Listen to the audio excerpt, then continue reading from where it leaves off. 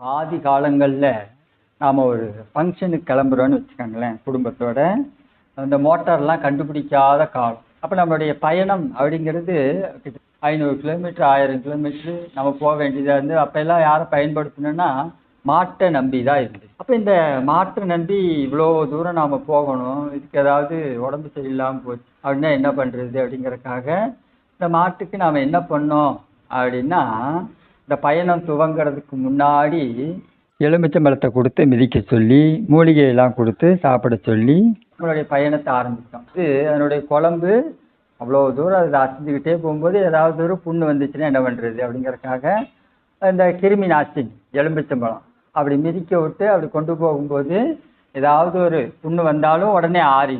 So அந்த காலத்தில் இது பண்ணுறது கரெக்டு.